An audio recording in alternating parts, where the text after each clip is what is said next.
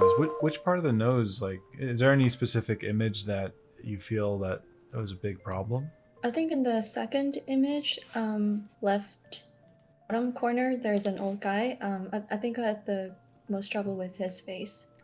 It seems like everything is somewhat in the right place, not just for him, but so the thing that makes this nose work is like, going back to wireframing, is it's thin here, goes a bit wider there, and widest in this area, obviously, and then from there you can kind of figure out where the center line is. And instead of this being just a sphere, which it kind of is, kind of goes down to a center point.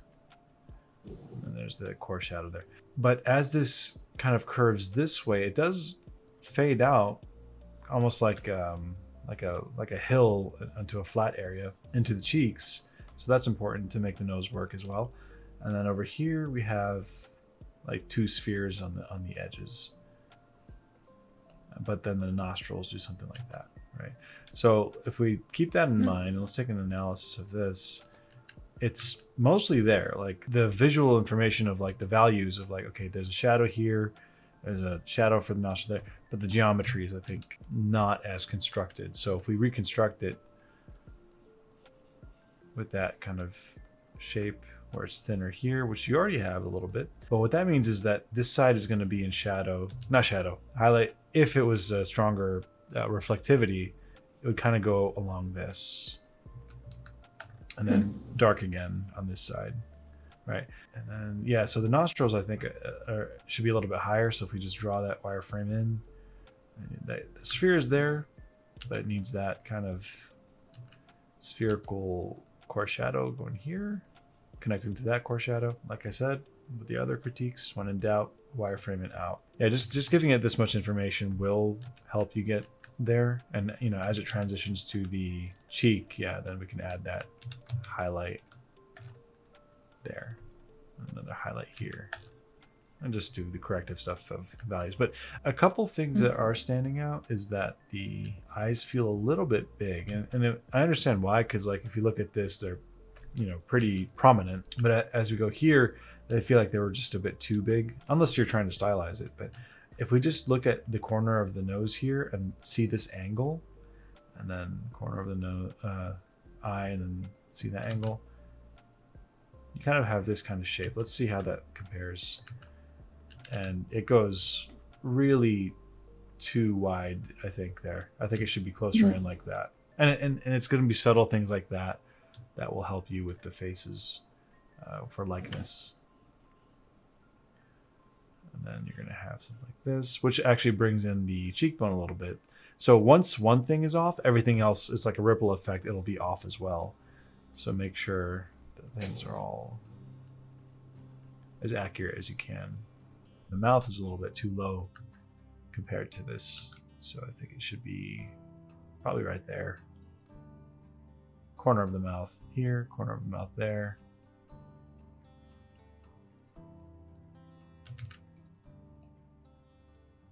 And it puts the chin probably like right there. So yeah, make those adjustments based on these kinds of measurements. Like look for those constellations of tear duct, eyes, nose, and mouth. That'll give you this specific shape.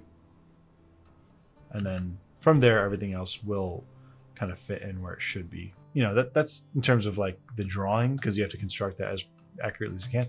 But regarding the values, what did you say about the highlights earlier? I feel like the light value group is not light enough in all of my paintings. Overall, the paintings are very dark. Okay, yeah, I can see that.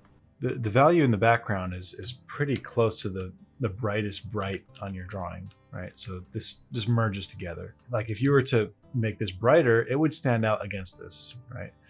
But then you'd start messing with the actual value structure that's in the reference. So the key to that is to make sure the background is dark enough to make that highlight stand out. Okay.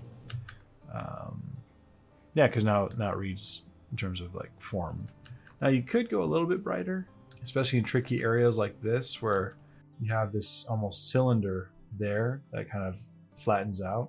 It's going to have a pretty sharp highlight and core shadow as it softens out this way. So if we look over here, you have that information there, but it's not as bright as the reference. Because like if you look here in this area, that's the brightest spot. And so you kind of have to hunt for those little moments. Put that in there like this. I probably went too bright with that, but that's fine. Soft and hard there. And it's also okay to like increase the value range as long as the forms read properly. Like for example, you could say that this value group is just brighter than the actual reference, because if you're drawing with charcoal, that's kind of how you have to work with it. You could also sneak in some of these highlights a little bit stronger like that. Cool. Yeah, this is a really strong one. Because when I zoom in, it kind of has the nice form read. It's very obvious that the light is coming from the top left. However, I do feel like this is like the male version of this character, person, like the brother or something. And I think that's partly to do with like the jaw, but although she does have that shape, it's much like I said earlier, it's the placement of the eyes. So if here's the corner of the mouth, like the angle of this line, if the angle is too vertical like this, it'll look a bit, I guess, not feminine. But the more out it is this way, I think the more feminine. And I think that's why some makeup artists will actually extend that and like literally draw, what is it, like the wing shape on the makeup style. So yeah, so I think this should be a little bit further out and probably lower too. Let's make the jaw smaller, and then the brow ridge also feels a little bit more protruding. And then, you know, notice that this line just goes straight down like this in terms of the value. Let's just make sure it's doing that here too. Let's see what else is not working. And you could also look for like easy shapes to sneak in there, like the heart shape. You can kind of easily fit a heart in like that.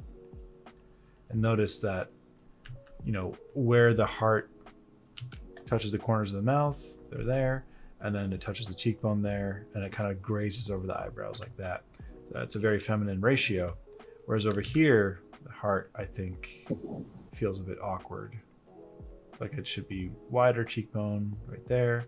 Once you have the heart shape, if you look at the negative space, like for example, this, that's a very specific shape, as well as that. Very curvilinear, almost leaf-like. And I think over here, we could probably emphasize that. And then if we, based on that, cut into it, I think it'll be closer to be more accurate. Now let's tone that down a little bit. Anyway, I don't want to nitpick this one too much, but it's going to be a lot of subtleties that make or break this.